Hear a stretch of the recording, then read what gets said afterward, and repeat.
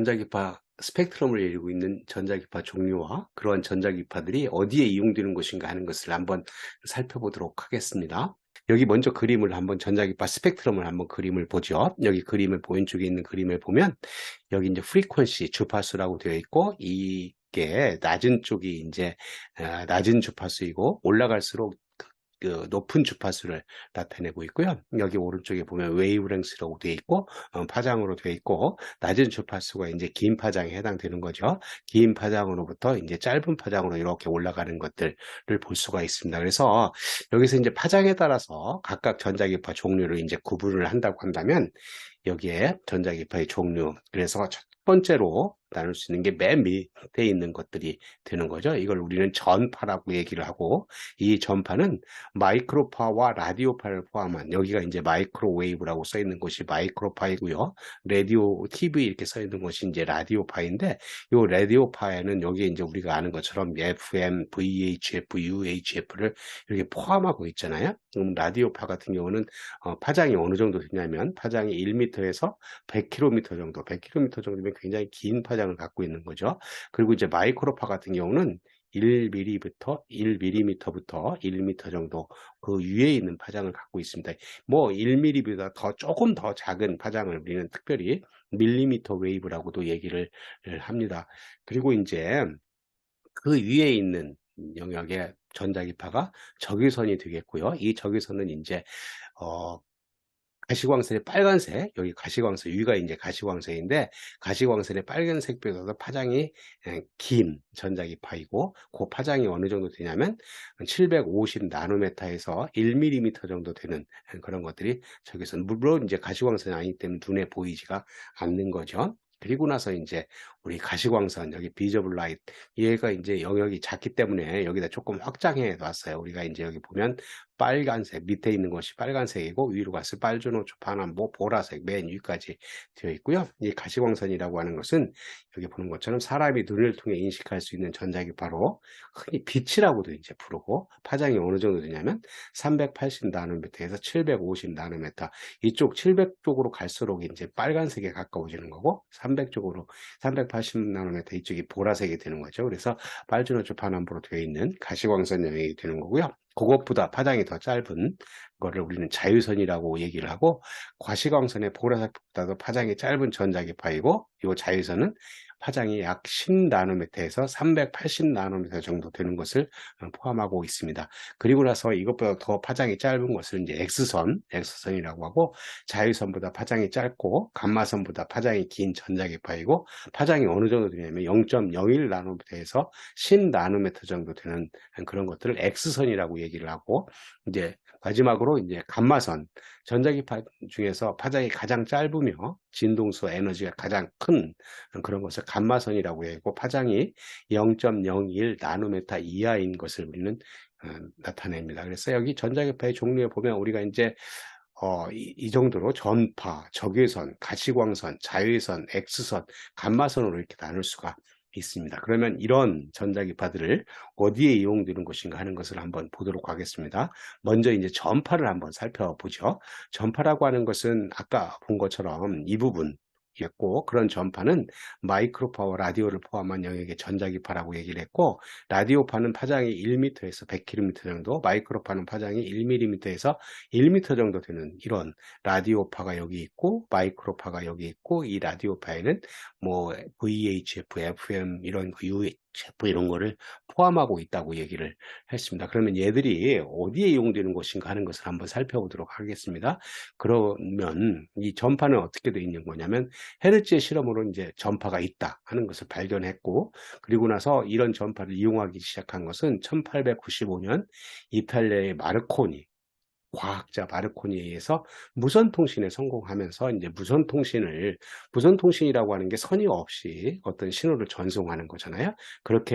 그래서 그런 것을 이용해서 라디오파는 라디오, 텔레비전 방송을 포함한 무선통신에 사용되고요. 그 이제 마이크로파 같은 경우는 고고의 진동수에 따라서 전자레인지, 휴대전화, 무선 랜, 레이더, 유성 통신 등에 사용된다. 뭐 여기 무선 통신에 사용되는 것들이 많이 있고 여긴 전자레인지 이런 것들이죠.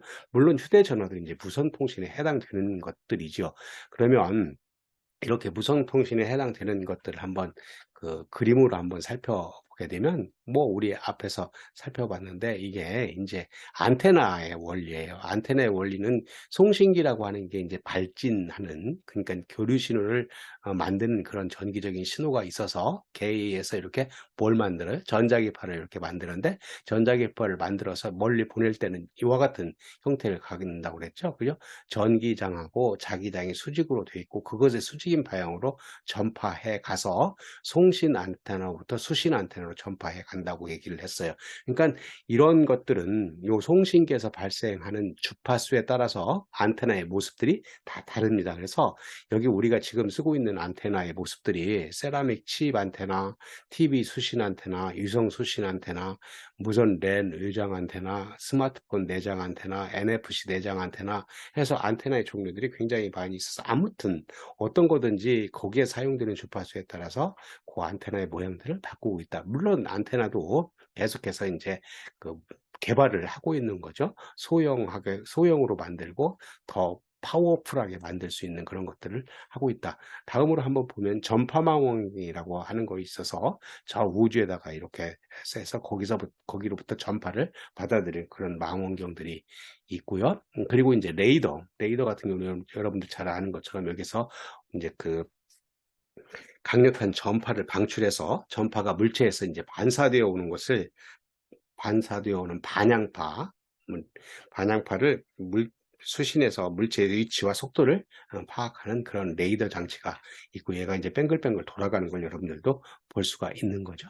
그리고 기상 레이더 같은 경우가 이제 기상을 측정하기 위해서 여기서 이제 전파를 발생해서 그것들로부터 이제 반사되어 오는 전자기파를 받아서 기상을 예측하는 그런 시스템이 될 수가 있겠습니다. 그래서 생각해보면 이런 문서통신이 우리 일상생활에서 모든 부분에 영향을 주고 있다고 하는 것을 알 수가 있습니다. 이어서 마이크로파를 이용하는 기기 중에서 우리 생활에 매우 많이 사용되는 전자레인지, 우리는 혹은 이제 마이크로웨이브 오븐이라고 부르기도 하죠. 그거에 대한 원리를 한번 알아보도록 하겠습니다. 그 전에 전자레인지는 2차 세계대전이 끝난 직후 미국의 퍼시 스펜서라는 사람이 발명했는데요. 당시에 마이크로파를 군사용 레이더에 이용했는데, 스펜서가 마이크로파 발생 장치인 마그네트론 옆에 있을 때 주머니에 있는 이제 초콜릿이 녹는 것을 발견을 하고, 이를 계기로 이제 전자레인지를 이제 대한 아이디어를 얻어가지고 1947년에 레이더 레인지라는 이름으로 첫 전자레인지를 탄생시켰습니다. 그러면 여기서 전자레인지의 원리에 대해서 한번 같이 알아보도록 하겠습니다. 전자레인지에 사용되는 파장이 12.2cm, 진동수가 2.45GHz 정도 되는 마이크로파가 물 분자의 고유 진동수가 같아서 수분이 있는 음식에 쪼이면 물 분자가 같이 진동하면서 열이 발생해서 음식을 가열할 수 있는 그런 장치이고, 우리 일상생활에서 이렇게 많이 보는 이런 장치가 되겠습니다. 그럼 원리가 어떻게 되는 거냐면, 이러한 전자레인지 내에 이와 같은, 여기 그림이 좀 복잡하게 생겼죠. 마그네트론이라고 하는 게 이렇게 있어요. 뭐 복잡한 구조를 갖고 있지만 우리가 여기 생각할 것은 마이크로파가 어떻게 이제 작용하는 것인가 하는 거기 때문에 다른 것들은 이제 놔두고, 여기 맨 위에 있는 안테나라고 있죠. 여기에 RF 아웃풋이라고 되어 있는 이 안테나를 통해서 레디오 프리퀀시가 이제 출력이 되는 겁니다. 그 출력이 된다고 하는 것은 어떤 레디오 프리퀀시 뭐예요? 마이크로파, 아까 얘기했던 파장이 12.2cm, 진동수가 2.45GHz인 마이크로파가 여기서 이제 나오고 있어요. 안테나에서 나온 마이크로파는 이와 같이 되어 있죠. 그죠? 전기장하고 자기장이 수직이고, 그거의 수직인 방향으로 이렇게 전자기파가 진행한다고 얘기를 했는데, 여기 전기장과 자기장이 있기 때문에 우리 거기 전하를 만나면 얘를 움직이게 만들어요. 그런데 물 분자를 보면 H2O 해서 여기 H에는 플러스 전하를 띠고 있고, 여기 이제 O에는 마이너스 전하를 띠고 있기 때문에 뭐 일렉트릭 필드에 걸리면 어떻게 돼요? 일렉트릭 필드라고 하는 것은 전기장에 걸리면 플러스 전하는 밀치고 여기 마이너스 전은 잡아당기니까 얘가 이렇게 윗방향으로 밑에 방향으로 하니까 이 위아래로 왔다 갔다 할 텐데 얼마나 빠른 속도로 왔다 갔다 할 거냐면 아까 진동수가 2.45GHz라고 그랬으니까 2.45GHz가 되고 얘가 물 분자의 고유 진동수와 같아서 얘가 왔다 갔다 하면서 어떻게 돼요? 거기 물 분자가 진동하면서 열이 발생해서 음식을 가열할 수 있다. 그러니까 그 음식을 가열할 때 음식에 물이 있는 그런 것들이면 이 마그네트론에서 나오는 마이크로파를 이용해서 또 음식을 덮일 수 있는 그런 장치가 되는 것입니다. 그럼 이어서 전자기파 스펙트럼의 라디오파, 마이크로파에 이어서 적외선이라고 하는 것을 생각을 한번 해보겠습니다. 적외선이라고 하는 것은 앞에 봤듯이 가시광선의 빨간색 빛보다 파장이 긴 전자기파를 얘기하고 파장이 750나노미터에서 1mm 정도 되는 거라고 얘기를 했습니다. 이런 적외선은 1800년에 허셀이 가시광선 스펙트럼의 빨간색 바깥 부분에서 온도계의 온도가 상승하는 것을 발견하고 적외선이 존재한다는 것을 알게 되었고요. 이런 적외선은 어디에서 나오느냐면 대부분 복사로 전달되는 열이 적외선에 해당되고 물체에 흡수되어 온도를 높이는 열작용을 해서 우리는 이거를 열선이라고도 얘기를 합니다. 그러면 적외선을 이제 어디에 이용되는 것인가 하는 것을 한번 보게 되면 그 물체에서 방출되는 적외선을 사진기에다 적용을 하게 되면 적외선 온도계, 열 화상 카메라 이런 거를 할 수 있고요. 그리고 적외선을 열 치료기 그리고 이제 우리가 쓰는 리모컨 등에 이제 사용할 수가 있습니다. 적외선을 이용하는 적외선 온도계가 이와 같이 생겼고요. 그리고 이제 그 열 치료기, 우리 안과 같은데 이런 병원에 가면 이런 거 있잖아요. 열 치료기 이런 거 있고요. 그리고 이제 열 화상 카메라, 이 열 화상 카메라는 물체의 표면으로부터 복사되는 열 에너지를 시각적으로 보여주는 장비예요. 그래서 표면 온도에 따라 각각 다른 색으로 여기 빨간색이 있고 뭐 이렇게 한데 빨간색이 제일 이제 온도가 높은 거고요. 그리고 열 화상 카메라는 뭐가 좋은 거냐면 물체에 접촉하지 않고도 온도를 측정할 수 있을 뿐만 아니라 대상 전체의 온도 분포를 알 수 있어서 질병을 진단하거나 산업 현장에서 기계의 과열 부위를 쉽게 파악할 수 있다. 그리고 나서 또 이제 또 방법용 CCTV의 야간 촬영에도 이용되기도 할 수 있다. 여기에 보인 것은 어떤 거냐면 이제 어떤 전자회로에서 이제 열이 나는 것들을 이제 식히게 되는데 여기 보면 이제 팬을 3개를 달은 거하고 2개를 달았을 때 어떻게 되는 것인가. 물론 이제 식히게 되면 팬을 많이 달아야 이렇게 그 광열을 할 수 있을 거잖아요. 그걸 이제 비교하는 그림인데 여기서는 뭐 이런 그 온도 분포를 알 수 있다 하는 것을 보면 되겠습니다. 그리고 나서 이제 우리 가시광선을 한번 생각을 해보죠. 가시광선이라고 하는 것은 사람이 눈을 통해 인식할 수 있는 전자기파로 흔히 이제 빛이라고 부르기도 하고요. 파장이 380나노미터에서 750나노미터 정도 된다고 얘기를 했고, 뭐 우리 여기서 빨주노초 파남보 하는 거, 그래 빨간 쪽이 이제 750나노미터 쪽이고 보라색 쪽이 이제 380나노미터 쪽으로 된다 하는 것을 봤습니다. 그래서 이런 빛은 우리가 빛이라고도 하고 광이라고도 하고 가시광선이라고 하는데 이런 빛은 어디서 발생하는 거냐면 원자 내에 들뜬 상태에 있던 전자가 낮은 궤도로 전이하면서 발생한다. 우리 반도체를 하면서 이런 거 LED 하면서 그리고 레이저 하면서 이런 얘기를 했으니까 혹시 이해가 안 되면 그 부분에 가서 한번 여러분들이 다시 한번 공부를 하면 되겠습니다. LED요, LED. 그리고 이제 태양과 전구 등에서 방출된다 하는 거고요. 그리고 이제 이런 가시광선은 식물의 광합성뿐만이 아니라 영상 장치, 레이저, 광학기기에서도 이용됩니다. 우리가 뭐 다 잘 알고 있는 그런 것들이 되는 거고요. 여기 가시광선 이용하는 것들 이제 디스플레이를 하나 이렇게 갖다 놨는데 여기 이게 뭐냐면 미국 뉴욕에 있는 타임스퀘어 거기 가면 굉장히 이제 화려하게 되는 거죠. 화려하죠. 그런 거를 사진 찍어 놓은 걸 보인 거고요.